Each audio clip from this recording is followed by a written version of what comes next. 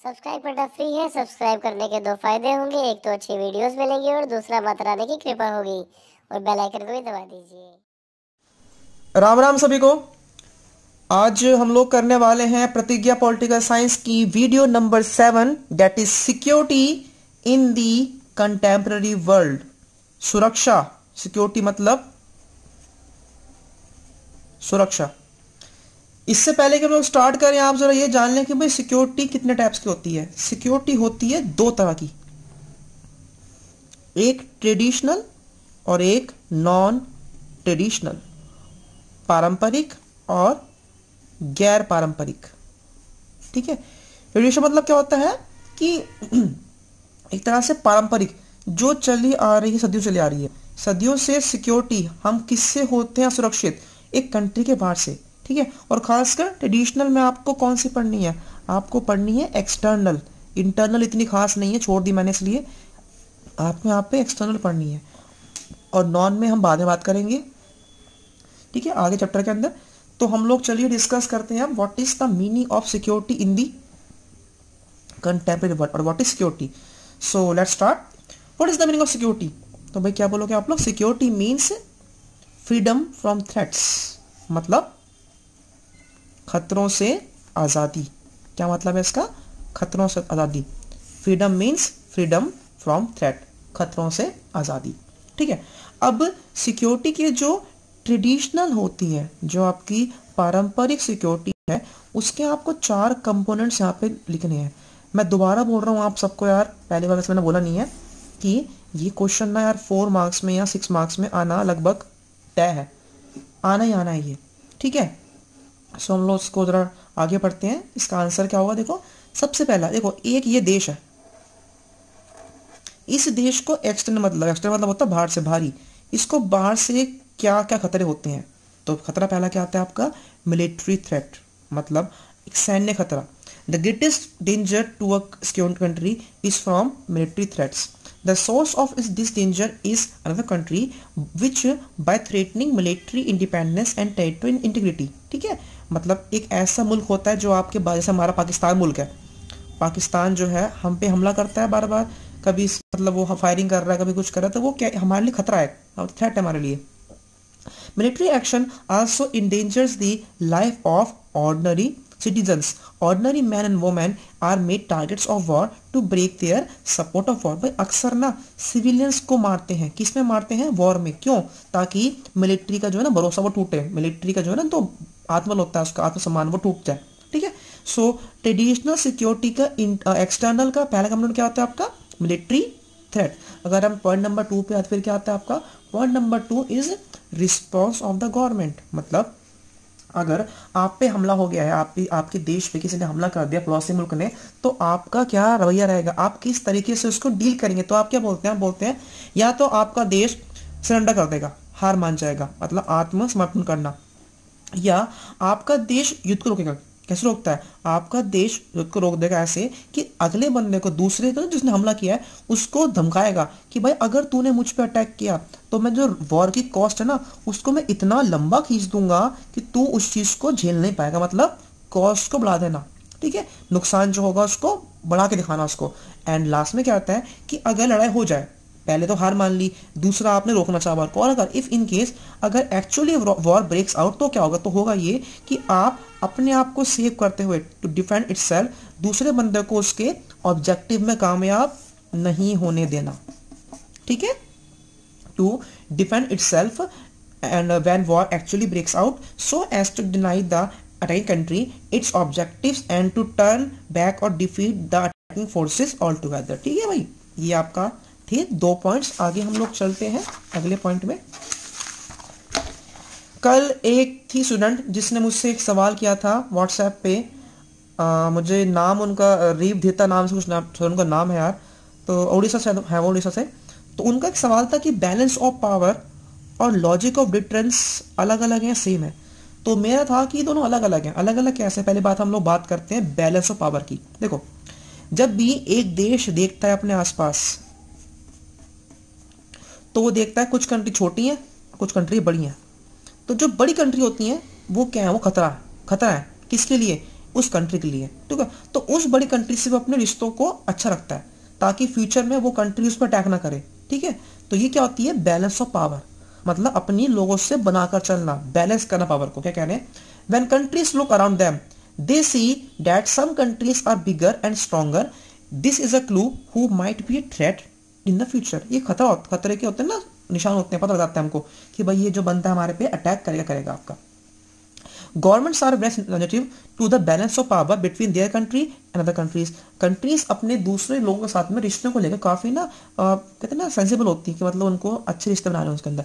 They do work hard to maintain a favourable balance of power with other countries. वो country अपने से बड़ी country के साथ में रिश्ते को काफी हद तक मजबूत करती हैं, ठीक है। स्पेशली दोस्त क्लोज बाय, जो पास होती हैं, दोस्त with home they have different, और दोस्त they had conflicts in the past. अगर हम इंडिया की बात करें तो इंडिया पाकिस्तान से और चीन से थोड़ा सा अपने रिश्तों को इंप्रूव करना चाहती है, लेकिन पाकिस्तान के लोग मानते नहीं है, सरकारें मानती नहीं है और वो हमला करते रहते हैं, ठीक है। तो ये क्या होती है आपकी बैलेंस ऑफ पावर, कि आप अपने आसपास देख रहे हो कि किस कंट्री से आपको रिश्तों को अपना ठीक करना है। अगर हम बात करें लॉजिक ऑफ डिफरेंस की, वो डिफरेंट है यार। यहाँ पे दो लोग ना आपस में हमला नहीं करते, क्योंकि वो जानते हैं अगर एक ने हमला किया तो दूसरा इतना गंदा हमला करेगा। यहाँ पे हम लोग वॉर को प्रिवेंट कर रहे हैं, ठीक है ना। दूसरा मतलब दोनों जानते हैं कि दोनों में काबिलियत है, पर ना ये हमला करता और ना ये हमला करता, ठीक है। दोनों में आपके ये अलग अलग डिफरेंस है, एलओडी अलग है और बीओपी अलग है आपका बैलेंस ऑफ पावर में। लास्ट हमारा क्या आता है, अलायंस बिल्डिंग। जैसा कि आप सब जानते हैं कि एक बड़ा देश है, एक बड़ा देश एक छोटे से देश को दबा देगा, लेकिन अगर छोटे से देश 3-4 हो तो उनको दबाना आसान है, मुश्किल है, ठीक है ना। और वो एक ग्रुप में हो, अलायंस हो, तो थोड़ा मुश्किल होता है। फॉर एग्जांपल लैम की बात करें हम लोग, तो वही कह रहे हैं कि अक्सर छोटे से देश ना मिलके क्या बनाते हैं, ये मिलके बनाते हैं अलायंसेस। मतलब an alliance is a coalition of states that coordinate their actions to deter or defend against military attack. Most alliances are formalized in a written treaties and are based on a very clear identification of who constitutes the threat, ठीक है ना। जितने भी वो होते हैं आपके alliances, ये एक रिटर्न ट्रीटी में होते हैं, लिखित संधि में होते हैं कि मतलब हम ये करने वाले हैं, हमारा क्या अप्रोच है जिसको लेके आपका।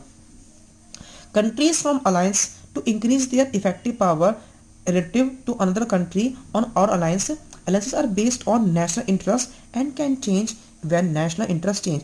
जितने भी अलायंस होते हैं आपके, ये आपके एक नेशनल इंटरेस्ट के लिए होते हैं, ठीक है ना, अपने फायदे के लिए। जैसे कि for example the US backed, America ने जो था ना इस्लामिक मिलिटेंट्स अफगानिस्तान में, उनको खड़ा किया था against Soviet union, but later attack them when Al-Qaeda, a group of Islamic militants led by Osama bin Laden, launched terrorist strikes against America, ठीक है। यूएस ने खड़ा क्यों किया, यूएस ने खड़ा किया था आपके लोगों को, जो आपके मिलिटेंट्स थे, और जब ये मिलिटेंट खतरा बने यूएस के लिए तो यूएस ने इन पर भी हमला बोल दिया, ठीक है। तो दोस्ती यारी ऐसा है कि आज तो मेरा दोस्त है, कल मेरा वो दुश्मन होगा, ये चीज इसमें आपकी आती है, ठीक है। सो आई होप कि आपको ये जो 4 मार्क हमारा समझ में आ गया हो। अब ये समझ में आ रहे हैं कि जितने भी ये ट्रेडिशनल सिक्योरिटी होती हैं, जो लड़ाइयाँ होती हैं, झगड़े होते हैं, इन झगड़ों में किस तरीके से हम लोग कॉपरेशन कर सकते हैं, किस तरीके से हम लोग इसमें एकता की स्थापना करें, हम लोग झगड़े कम कर दें। तो इसमें क्या आता है आपका, इसमें आपका आता है क्या, डिसआर्मामेंट। मतलब क्या होता है इसका, निशस्त्रीकरण। क्या है आपका ये, निशस्त्रीकरण मतलब क्या, हथियारों को त्याग दो यार। Disarmament requires all the states to give up certain kinds of weapons. For example, the 1972 की जो आपकी ये बायोलॉजिकल वेपन कन्वेंशन हुई थी और आपकी हुई थी 1992 के अंदर chemical weapon convention, band the production of accede to the BWC and 181 states accede to the CWC. Both convention included all great powers, ठीक है। अब इसमें जो था, इसमें आपका यूएस और आपका यूएसआर ने, इन्होंने काफी कम इन्होंने ट्रीटीज पे जो अपने वो साइन किए थे आपके, ठीक है। तो यूएस बिलीव करता है कि भैया हम लोग जो है आर्म्स कंट्रोल की तरफ जाएंगे, ना कि हम लोग डिसआर्मामेंट में जाएंगे हम लोग, ठीक है। आई होप आपको ये पॉइंट समझ में आ गया, मतलब हथियारों को त्याग देना। जो हमारा अगला पॉइंट है वेरियस फॉर्म्स ऑफ ऑपरेशन, वो क्या है, वो है आपका आर्म्स कंट्रोल। क्या है वो आपका, arms control. Arms control regulates the acquisition और डेवलपमेंट ऑफ वेपन्स, ठीक है। मतलब कंट्रोल करना, नियंत्रित कर देना, किसका, हथियारों को बनाना या हथियारों को यूज करना। The anti ballistic missile treaty in 1972 tried to stop US and Soviet Union from using ballistic missiles as a defensive shield to launch a nuclear war, मतलब न्यूक्लियर हमला ना हो, ये चीजें ना हो, उसके खिलाफ ये एबीएम जो है वो ट्रीटी आपकी साइन की गई थी आपकी। US and Soviet Union signed a number of other arms control treaties including the start 1 and 2, ठीक है, देखी थी आपने। द न्यूक्लियर एनपीटी, ये वाली भी याद रहे आपको, was an arms control treaty in the sense that it is regulated the acquisition of nuclear weapons those countries that had tested and ban, जिन देशों ने न्यूक्लियर वेपन को टेस्ट और मैन्युफैक्चर किया था 1967 से पहले, सिर्फ वही कंट्रीज उसको बनाएंगे आगे, ठीक है। ये आपकी थी एनपीटी ट्रीटी, लेकिन इस एनपीटी पे इंडिया ने कहा था कि it is a discriminatory treaty, इसलिए इसमें हम लोग साइन नहीं करने वाले आपके, ठीक है। तो ये आपको यहाँ पे पता होना चाहिए 1 मार्क्स के हिसाब से। अगला जो हमारा क्या आता है वो आपका आता है हमारा कॉन्फिडेंस बिल्डिंग, विश्वास की बहाली। देखो जब भी हम लोग दो देश होते हैं ना, दो देश आपस में करते हैं, दो देश आपस में जितनी में ना देशों को आपस में इंफॉर्मेशन जो है वो शेयर करते हैं, दो देश आपस में इंफॉर्मेशन बंद करते हैं, शेयर करते हैं। क्यों करते हैं शेयर? सो डैट एक दूसरे को ना मन में ना ये ना हो कि यार तू हम पे हमला करने वाला है या मैं जो है वो तुझ पे हमला करने वाला हूँ, ठीक है। Confidence building is a process in which countries share ideas information with their rivals, ठीक है। कॉन्फिडेंस बिल्डिंग के अंदर दो देश आपस में अपनी आइडियाज, अपने इन्फॉर्मेशन शेयर करते हैं कि भाई मैंने इस बार 1 लाख लोग भर्ती करे हैं हमारी आर्मी के अंदर, या मैंने इस बार अपने 10 टैंक लिए हैं, मिसाइलें ली हैं, ऐसा, ठीक है। They tell each other about their military intentions and up to a point their military plan, मतलब सबको बताते नहीं है, कुछ इन्फॉर्मेशन जो है वो आपके साथ में जो है वो शेयर करते हैं, ठीक है। उसके बाद में दे टेल ईच अदर, हाँ, this is a very way of demonstrating that they are not planning a separate attack. इससे ये होता है कि भाई देखो अगर आप आपस में शेयर कर रहे हो तो ये रहता है कि भैया हम लोग जो है ना आपस में खतरा नहीं करेंगे, दूसरे पे लड़ाई नहीं करने वाले हम जो थोड़ा टेस्ट कर रहे हैं ये आपके लिए नहीं, हम अपनी सेफ्टी के लिए कर रहे हैं। They also tell each other possesses and they may share information on where forces are deployed. In short, confidence building is a process designed to ensure that rivals do not go to war through misunderstanding and imperception. ठीक है, समझ में आ गया इसका आपका? So I think ये आपको तीनों पॉइंट्स जो है वो क्लियर हो चुके हैं आपको। अगला जो हमारा पॉइंट आ रहा है वो क्या आता है, ये जो हम लोगों ने पढ़ा था, ये हम लोगों ने पढ़ा था क्या, ट्रेडिशनल नोशंस के कंपोनेंट्स पढ़े थे हम लोगों ने। अब क्या आता है हमारा, अब हमारा आता है नॉन ट्रेडिशनल नोशंस, ठीक है। देखो नॉन मतलब क्या होता है, गैर पारंपरिक। इस नोशन में आपका खतरा थोड़ा सा बढ़ रहा है यार, खतरा सिर्फ देश के बाहर के जो लोग हैं उनसे नहीं है, खतरा हमको देश के अंदर भी है, खतरा हमको आपका जो होते ना भूकंप से भी है, खतरा हमको हत्याओं से भी है, खतरा हमको मौसम से भी है, ठीक है। सो इस कंपोनेंट में आपकी बहुत सारी जो है वो चीजें कवर हो जाती हैं। तो वो कह रहे हैं non traditional notions of security go beyond, इससे भी आगे जा रही है, to include a wide range of threats, ठीक है। यहाँ पे आपके रेंज थ्रेट्स बहुत सारे आपके, and dangers affecting the conditions of human existence. They begin by questioning the traditional reference security, ठीक है। समझ में मतलब क्या मतलब इसका, ये भाई क्या जो ट्रेडिशनल तरीके नहीं है वो है क्या, वो एक्चुअल में ट्रेडिशनल नॉन ट्रेडिशनल जो है वो थोड़े आगे जा रहे हैं यार। बंदा सिर्फ वॉर से नहीं मरता, क्या हमारे भारत में जितने लोग मरे क्या सिर्फ वॉर से मरे? नहीं, वो लोग यार बहुत सारे फैक्टर से मरे हैं, जैसे आपका भूखमरी हो गई है, गरीबी है आपकी, मानसून से मर गए, गर्मी से मर गए, बाढ़ से मर गए, ठीक है, सर्दी से मरते, तो ये सब आता है। तो इसी का आपका पहला कंपोनेंट क्या आता है, आपका ह्यूमन सिक्योरिटी। क्या आपकी ह्यूमन सिक्योरिटी, मानव सुरक्षा। Human security is about the protection of people more than the protection of states. ये कहते हैं कि भैया जनता सुरक्षित कर लो, स्टेट सुरक्षित अपना हो जाएगा। Human security and state security should be often are the same thing. कुछ लोग कहते हैं कि भाई ह्यूमन सिक्योरिटी और स्टेट सिक्योरिटी सेम है, but secured states do not automatically mean the secure people. आपके घर के बाहर 4 बॉडीगार्ड खड़े हैं, क्या आप सेफ हो? नहीं, आप सेफ हो ही नहीं। अगर भूकंप आ गया और घर के अंदर कुछ हो जाता है तो भी आप सेफ नहीं हो ना, ठीक है। protecting citizens from foreign attack may be a necessary condition for security of individuals, but it is certainly not sufficient one. ठीक है, जनता को खतरों से सेव करना जरूरी है, बट वो पूरी तरह सेफ से काफी नहीं हो पा रहा है.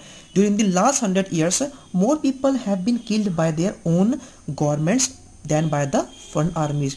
पिछले 100 वर्षों में सरकारों से ज्यादा बंदे मरे हैं as compare to foreign attacks. ठीक है, all proponents of human security agree that its primary goal is the protection of individual.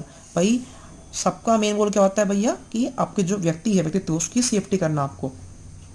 Proponents of narrow concept of security focus on violent threat to individual. जो आपकी जो human security के जो narrow लोग हैं ना, छोटे लोग हैं, वो कहते हैं कि भाई छोटे मोटे तो हिंसात्मक खतरों की बात करते हैं. बट अगर हम आगे चलें, आगे क्या आता है हमारा, कि proponents of broad concept of human security argue that the threat agenda should include hunger.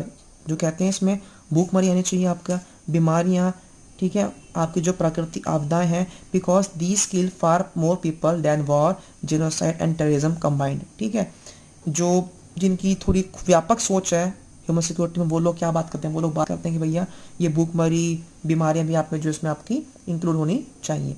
अगला सवाल क्या आता है हमारा, ग्लोबल सिक्योरिटी.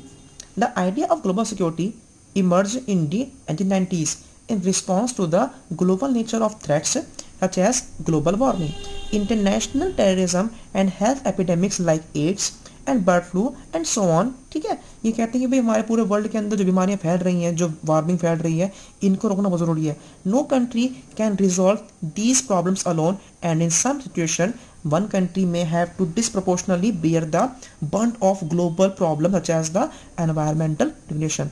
ये सही बात है, हम सब कंट्रीज ने अलग अलग पोल्यूट किया है, लेकिन क्या पता किसी एक कंट्री को ही सब कुछ झेलना पड़े. जैसे कि हमारे भारत की बात करें, भारत, पाकिस्तान, चीन की बात नहीं करेंगे, इसके अंदर हम लोग नेपाल, श्रीलंका हो गया, इन लोगों ने विकास बहुत कम किया, लेकिन आज हम लोग भी ग्लोबल वार्मिंग का शिकार है. क्यों?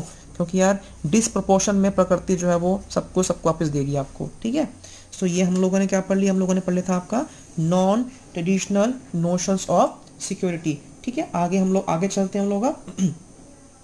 अगला जो हमारा सवाल आता है वो क्या आता है, न्यू सोर्सेस ऑफ थ्रेट. ये बहुत सिंपल है, ज़्यादा इसमें हम लोग डीप नहीं जाएंगे. इसमें आपका what are the new source of threat, तो बेटा क्या बोलेंगे आप लोग, एक तो टेररिज्म, हमारा आतंकवाद, ये आप सब जानते हैं, भली भांति आप सब लोग जानते हैं आतंकवाद क्या होता है.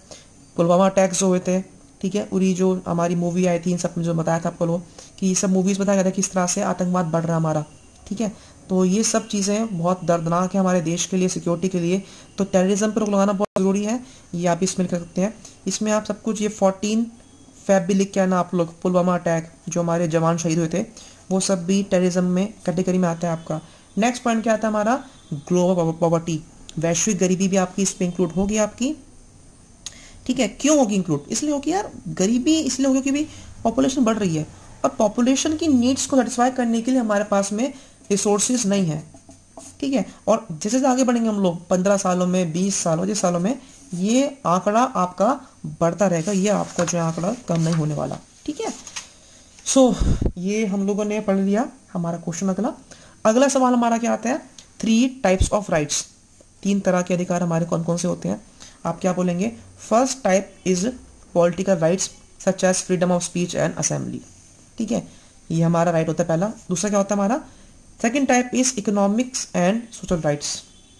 एंड थर्डली हमारा क्या आता है, rights of colonised people and ethnic indigenous people. ये 1 मार्क्स क्वेश्चन आता है आपका. लास्ट क्वेश्चन इस चैप्टर का, बहुत ही मेन क्वेश्चन है इस चैप्टर का, क्या है आपका, 4 components of India's security strategy. 4 components कौन से हैं वो. तो पहला, भारत की जो रणनीति है सुरक्षा कैसे स्ट्रॉन्ग करें. क्या बोलेंगे आप लोग, भारत ने सबसे पहले अपनी सैन्य क्षमता को स्ट्रॉन्ग करता है. Strengthening it military capabilities. Bharat ने 2, 3, 4, 1965, 62, 71 और 1999 में हम लोगों ने लड़ाई की है. जिस कंट्री की 5 बार भिड़ंत हुई हो, उस कंट्री को अपनी मिलिट्री को जो है वो स्ट्रॉन्ग करना ही पड़ेगा. ठीक है, नेक्स्ट पॉइंट हमारा क्या आता है आपका इसके अंदर, strengthening international norms and international institution, Bharat को अपने जो इतने भी वर्ल्ड रिलेशंस है उनको भारत को स्ट्रॉन्ग करना पड़ेगा। क्यों करना पड़ेगा स्ट्रॉन्ग? बिकॉज यार भारत, जैसे आप आजकल बहुत लोग बुराई करते हैं हमारे नरेंद्र मोदी की, कि मोदी जी जो है बहुत बाहर घूमते हैं। अरे यार बाहर घूम रहे हो, कुछ तो फायदा हुआ है। भारत की रेपो इतनी हो गई है, भारत के बाहर जाके भारत की रेपो इतनी बढ़ गई है, ठीक है। भारत को हर कोई जानता है, आप पूरे इंटरनेशनल लेवल के ऊपर मोदी जी हमारे जो पूरा वर्ल्ड का लेके आ गए हैं। तो ये एक अच्छा पॉइंट है। तो ये शुरू से करते आ रहे हैं, चाहे हमारे नेहरू हो चाहे हमारे मोदी जी हो, दोनों ने ही काफ़ी बेहतरीन तरीके से, चाहे हमारी वो इंदिरा गांधी हो, इन तीनों ने ही बहुत तरीके से भारत का नाम जो है वो वर्ल्ड स्टेज पे लेके आए थे आपका। अगला सवाल, नेक्स्ट क्वेश्चन पॉइंट हमारा, security challenges with in the country. ठीक है, एक कंट्री के अंदर भी होते हैं चैलेंजेस बहुत सा। फॉर एग्जांपल, भारत को जब हम लोगों ने लैंग्वेज के नाम पे डिवाइड किया था, भारत में 14 स्टेट्स थे, आज 29 हो चुके। क्यों हो चुके हैं? जिस जिस स्टेट ने डिमांड करी हमने उसको दिया बना के स्टेट। आप पंजाब का कैसा ले लो, चाहे ऑपरेशन ब्लू स्टार, कितना बड़ा हादसा हुआ था हमारे देश में वो, ठीक है। इंदिरा गांधी की जो हत्या की गई थी, कितनी बड़ा हादसा था वो। तो वो क्यों हुआ था?